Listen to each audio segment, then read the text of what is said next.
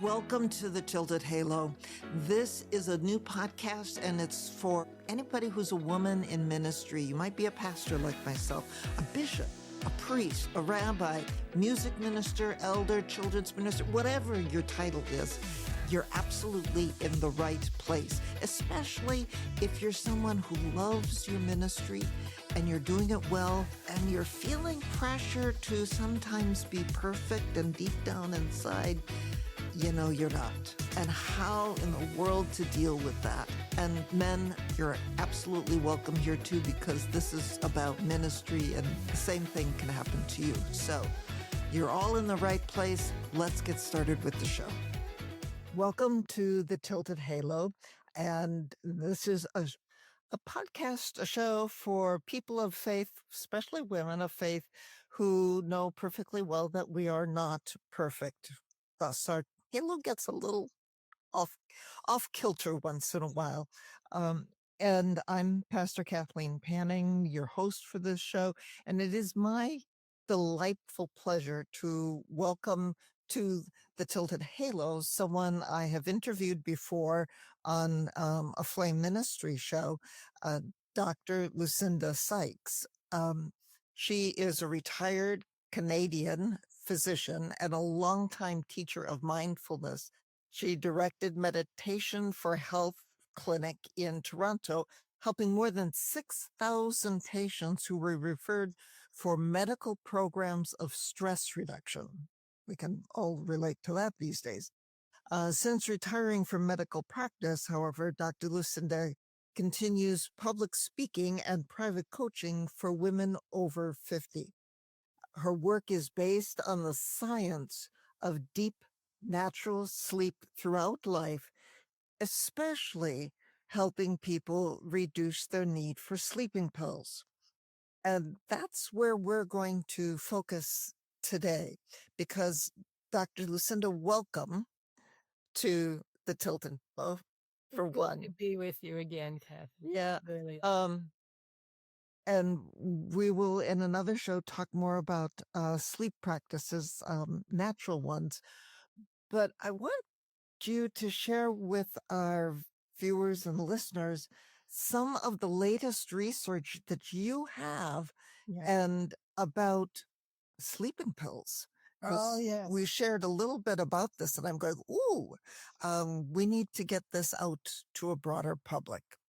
So what's one thing? Let's just start with one of the most worrisome things that you have found in the latest research about sleeping pills. Well, for me, the overarching worrisome fact is that this information has been with us now for a couple of decades, and yet it's not being transmitted well. Patients are not being informed, and you could even say that sleeping pills are overprescribed, given what science now tells us about them. So that's the background to it. I could offer further that my mission now, I've retired from medicine, and my mission now is in part to get this information out, because it was only maybe 5 years ago that I read the research indicating that people who take sleeping pills are more prone to develop Alzheimer's disease. And, you know, my dear grandmother succumbed too early to Alzheimer's disease. She was only in her 60s. And by gosh, she took sleeping pills, as far as I know, every night. I used to go to the drugstore and pick up grandma's sleeping pills. And now I'm recognizing that her illness, at least in part, could have been underpinned by the sleeping pills. So is the research showing that sleeping pills are a direct cause or a contributing factor? This is a great question. And it's only last month, February, I don't know when this podcast will be viewed, but in February of 2025, research is just being published that's showing that sleeping pills, in this case, a prominent sleeping pill, Ambien, suppresses the brain's capacity to clean itself at night. So That's what's the smoking gun, Kathleen. okay? So what's the importance of the brain cleaning itself at night? Well, for a few decades now, people who are researchers looking closely at Alzheimer's disease have discovered that there are at least a couple of protein wastes that accumulate in the brain of people who are developing and succumbing to Alzheimer's disease. And these protein wastes, in part, are the result of metabolism during the day. We're busy thinking about things. Our brain accumulates these waste proteins. And then the brain, now we're learning, cleanses itself. In fact, some researchers say it's like a power wash, that at Ooh. night, while you are asleep, your brain in a way is not sleeping. Your mind is sleeping, but your brain is involved many processes, but in particular, the brain changes its configuration, spaces open up, and the cerebral spinal fluid floods through and helps to eliminate the toxins that have accumulated earlier in the day. And this is a basic science. We call it now glymphatic flow. And so this has been discovered about 15 years now. We've known about glymphatic flow. And now this paper published just last month showing that this prominent sleeping pill suppresses the brain's capacity to do this cleansing. Now, is that true of all sleeping pills in Well, we general? don't know that as yet. But I'm talking throughout my talk, I'll be referring to the most popular, the most commonly prescribed sleeping pills. We call them the benzodiazepines and the benzodiazepine-like sleeping pills. We call them the Z pills. So, and they have a very common mechanism of action. They work through the GABA system of the brain. A lot of science here, but let's keep it simple. It works through the GABA system of the brain, and the GABA system suppresses brain activity, slows down the activity of the brain. So they all work through this single GABA system. And in particular, they affect a particular receptor in the brain. And so one sleeping pill is very likely, going to be emblematic for the activity of other sleeping pills. Although I'm sure that the researchers are now going to investigate the whole range of sleeping pill to see, is this happening with all of them? Yeah, I know I've heard some things in probably the last year or so more about the importance of the lymphatic system. And so, as I understand it, and I'm not a medical doctor by any means, but that's a system that helps our bodies, like you said, get rid of the Yes. toxins. And we all know we have lymph nodes, and that lymphatic system works with those things. Is that correct? Quite right, Kathleen. And that until just recently, as I say, about 10, 15 years ago, we thought that the brain did not have a lymphatic system because pathologists could not see evidence of a lymphatic system. But now there's this discovery that, hey, especially in the nighttime, the brain opens up channels that function like a lymphatic system, but we call it the glymphatic system. So it's with a G at the front there. The glymphatic system opens up, the spaces around the blood vessels open up because the brain cells actually change their configuration. Wow. And this marvelous system lets the cerebral spinal fluid sweep through and give the brain a good cleanse. That is so interesting. It's like what you're saying is that we need that cleansing of the system in our brains for our brain to be able to function well. So these proteins, I assume they have some beneficial function at least Yeah, at points in our life. Yes, the result of the brain's processing to give us consciousness. Okay, the brain metabolizes, and we're thinking our fancy thoughts, and waste products are being made by the brain as these fancy thoughts are being given to us through the brain. And these proteins, now waste products, are do accumulate in the brain, and then especially at night they are swept away, because while we're awake, this process doesn't happen so readily. It's while we're sleeping. And this also helps us to now understand why the research shows us that people who aren't getting enough sleep are more prone to develop Alzheimer's as well. And heck, that would be because not getting enough sleep, your brain doesn't get a chance to do as thorough a cleaning. That is so interesting. I think about uh, some of the data and comments that have been out these days, not just about sleeping pills, but about like children who stay up too late playing video games and things like that, and how that blue light from a computer, like we're both using, or television or a phone, that how that interrupts or affects our sleep. And now you're saying the sleeping pills may have a similar or perhaps even more profound effect. Yes, and let's look at the paradox of this, Kathleen, because that's where the misunderstanding comes in, because it's a contradiction. These pills get called sleeping pills, but actually physicians call them hypnotics. They don't really call them sleeping pills, but in popular parlance, we call them sleeping pills rather than sedatives.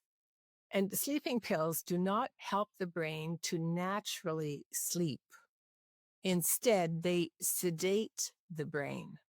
And a state of sedation, well, you could liken it to alcohol. Alcohol is a sedative.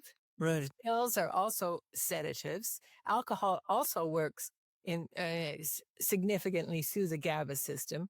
And we all know if a woman unfortunately has a little too much wine at the end of the party, she's going to start to feel drowsy and relaxed, and she might even, shall we say, pass out.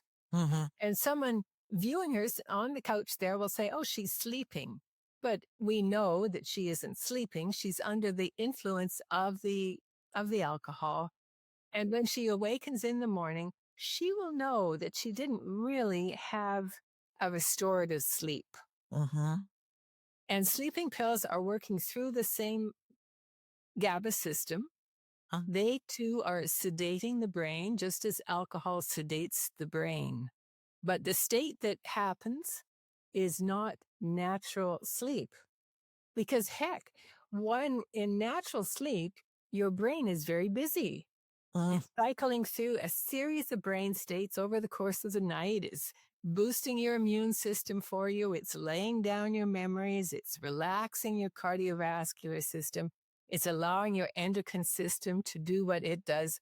The brain is very busy. But a sedative suppresses brain activity. So all this important activity that your brain is wanting to do for you as you sleep, you take a sedative, you're suppressing brain activity. And of course, in part, that suppresses the thinking mind. The brain is giving us the thinking mind. Right. So we're lying there, we take a sleeping pill, and then soon enough, the thinking mind subsides. And we could even, in retrospect, say, oh, yes, I had a good sleep. But the brain was impaired in its other functions because that's what sedatives do. So I think about that. I think there's a lot of medications that, um, I've taken over the years, not as sleeping pill, but like a cold medication, like some antihistamines or some other medications that say they may make you drowsy. Yes. So are they doing the same sort of thing in the brain? As I understand, there is some thought that the antihistamines are also activating through the GABA system, but I haven't studied that thoroughly. But as I understand, there is some thought that antihistamines can function as sleeping pills because they do also act through the GABA system. That's interesting because when we're recording this, it's springtime where I am and I have allergies. And so, those kinds of medications are things that are important to me. And they get used as such by many people. The so-called over-the-counter sleeping medications tend to be one of these antihistamines. Yeah. And they also have pernicious side effects. Yeah. Lots of research coming out about that. Mhm. Yeah. And I mean, like I say, there are a lot of medications. If you actually sit down and read through the possible side effects, some of them say they may make you drowsy. Don't drive until you know how this affects you. I've seen that on like antibiotics or some other Yes. things. So I would assume that they're having maybe not quite the same, but a similar kind of effect on the brain. Yes, well, you see, if you think about it, if you toss in chemicals into the brain, many times, maybe even most times, those chemicals are a little inconvenient for the poor brain. The brain is busy doing all the many complex tasks that it is meant to do for us. And you toss in chemicals, and the brain has to contend with the effect of these chemicals. And over time, the brain even gets very influenced by these chemicals. It changes the configuration of brain receptors and so on, just in part to adapt to the inconvenient truth that it's dealing with these chemicals. But for the most part, if we can, we don't want a lot of chemicals because the brain's doing the best she can as she is. Yeah. That um, that's quite a sometimes a quandary then for people as to, you need to take certain medications for Yes. other things. Now, most of us don't really need to because there are other ways to learn about sleep, and we're going to talk about that in a different segment here. But for many other things, there are medications that people need. Yes, I wouldn't argue with that. The people are kept alive by certain medications. Yeah. So it becomes kind of a which is worse type of situation. And Yes. for someone who's having a lot of issues with sleep, they could be feeling some of the same thing. Yes, and that's where my work comes in because by and large, the sleeping pills, they're not necessary.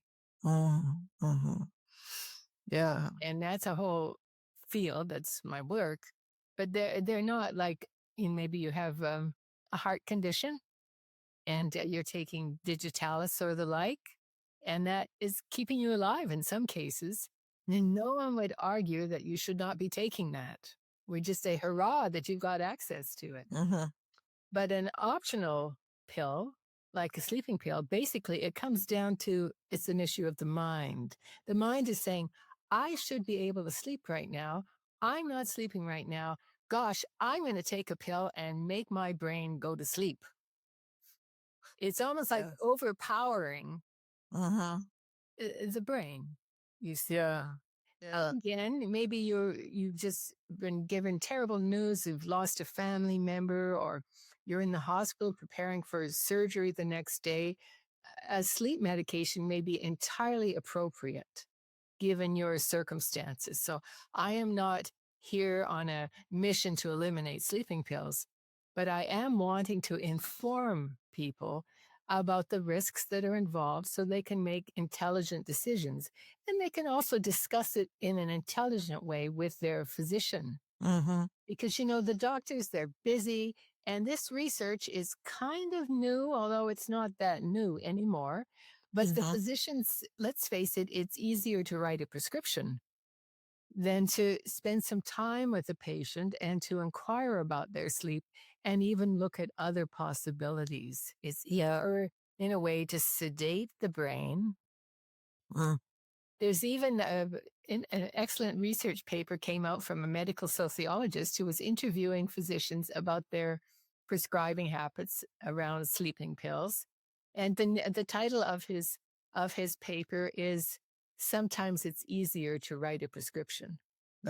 He's quoting a physician who said that. Now I'm not castigating my colleagues. It is true, but I know that many now are making other approaches to sleep problems available. My own family clinic now has regular group meetings for people who have sleep problems so they can be informed rather than immediately take a pharmaceutical route. Yeah.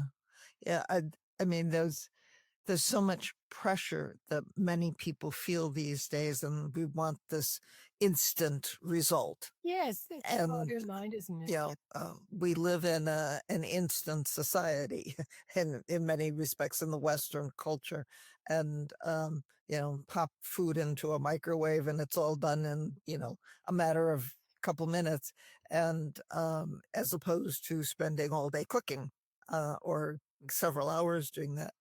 So And, and you have this pill that you think of it, oh, it's just sleep.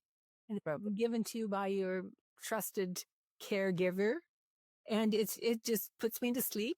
You think of it almost like a light switch. Oh, yes, yeah, I can't sleep. I'll just, I have clients thank me and they say, oh, I couldn't sleep in the middle of the night. So I just took a sleeping pill. But you see, then the brain has to digest this chemical. yeah, yeah. So what is something that um, a faith community, a faith leader might be able to do other than for herself or himself, but in meeting with people, talking about stress reduction, whatever, to help people know about the potential dangers and complications of too much reliance on sleeping pills. Yes, yes. So the information that I'm providing here is not extraordinary. Hmm. It's all through the scientific research literature, and mainstream medicine is beginning to take in the implications. In fact, medical authorities recommend that sleeping pills do not be prescribed for longer than, say, 3 or 4 weeks. And some jurisdictions now are changing that to 1 or 2 weeks. Oh, So okay. medical authorities are saying, don't be taking them chronically. Hmm. And so that's there in the background. Your physician will have been informed, or at least that is the general teaching, that sleeping pill prescriptions should be limited. And one can discuss it with the doctor and say, I understand that these are not so good for my health. And it's not only the brain health, but it's also for the health of the heart, for the immune system. Gosh, evidence showing that life is shortened if you have sleeping pills. This is just research. So we're looking at large populations of people, but the statistics are astonishing. A couple of studies now showing that life is shortened by even 3 or 4 years. Wow. Okay. I don't want to do a lot of research talking here unless you're interested. But as much as 3 or 4 or even 5 years, a study I saw just came out of um, Korea, examining the health records, the government health records, and scientists comparing groups of people who don't take sleeping pills with groups of people who do take sleeping pills. They're sleeping the same duration each night, and the people not taking the sleeping pills are living more than 5 years longer. Well, It's astonishing. I find it hard to believe this, but you see, I've really looked carefully at the research. It's not just 1 or 2 studies. So all the way back to 1979. oh, wow. All the way back, the American Cancer Society sent out a questionnaire to, I think it was thousands of people, inquiring about their life habits and then following up for cancer, and discovering that people who were taking sleeping pills had an increased risk for cancer. That's interesting too. Yes. Yeah. Yes. Is that any one particular kind of cancer that, Well, or the studies show general? different things. Breast cancer is pretty common in the list of cancers that are increased. And I do have a number of papers in this. But this 1979 study was just very general. Yeah. And they unfortunately did not follow up on that because that wasn't their mandate. It was just a bit of, a fine down. Hmm. But that was foreshadowing then intensively in it was 2012. We have the great psychiatrist Daniel Kripke Mm. comparing two groups of patients. He had access to the electronic medical records of a large integrated health system in the United States. And he compared the medical records of 10,000 people who were prescribed sleeping pills, contrasted them with the medical records of another 20,000 people who were very similar in age and diagnosis, but they were not taking sleeping pills. And he and his researchers looked at the 2.5 year snapshot of their medical history. And he found that the people taking sleeping pills during that 2.5 year period had 3.5 times the death rate. Wow. Wow. But they were very similar otherwise, you see. Yeah, that's significant. Yeah. If you think of these pills as affecting brain function, and if you take them every night, it can't be good for your health. Yeah. That's why I said this is the smoking gun. Just recently, just last month, we get the direct evidence that the chemical of this sleeping pill is interfering with the brain's self-cleansing mechanism. And that's just to account now for all this epidemiological research showing us shorter lifespan and increased incidence of Alzheimer's and so on. We start to understand why. Yeah. If it's affecting the cleansing mechanism of the brain, I would presume it could also be affecting the cleansing mechanism of the rest of the body. Yes, yes, yes, yes. And, yes. you know, the function of the liver and how the liver cleanses things and all kinds of different things. So The research showing an increase in certain forms of liver disease among sleeping pills. We see an increased incidence of glaucoma among sleeping pill users. We see kidney disease more common among sleeping pill users. And the list is surprisingly long. Yeah, the filtering systems of the body. Yes, yes. So interesting. Yes. Yeah. And, you know, if thinking about the brain, you know, there's brain and seems to be, and I don't know if this is accurate, increases in certain kinds of brain cancers and tumors. And it would be interesting if the sleeping pills have any connection with that too. Glioblastomas and things like it wouldn't that. be surprising because you see this process at night, cleansing the brain, helping the brain to support the immune system. Oh. And we do have papers, research showing an increased incidence of cancer among sleeping pill users. Well, I think this is a very timely topic for us as faith leaders, professional or otherwise, to know about, for one, for our own health and for the health in our family, but also to share with members in our faith communities that there is research out and to talk with your physician and even to press the physician sometimes if they just easily write those prescriptions and saying, well, isn't there some research, you know, what about more recent research and things? Yes. And that's very reasonable. That's not being a troublemaker. Right. And to you know, be our own health advocate, or as a faith leader, sometimes for us to be a health advocate for somebody in our faith community. So thank you, Dr. Sykes. We're going to do another episode on helping people have better sleep habits and things that we can do naturally without the pill. Oh, wonderful. I feel so glad to get this information out. Yeah. And so for people who are watching and listening, please stick around or look for the second part of this or the first part, depending upon which one you see first of this. So to everybody who's tuning in, God's peace and God's blessings, and see you next time. You have been listening to Tilted Halo with me, Kathleen Panning. What did you think about this episode? I'd really like to hear from you. Leave me some comments. Be sure to like, subscribe, and share this episode. And catch another upcoming episode for more conversation on ministry, life, mindset, and a whole lot more.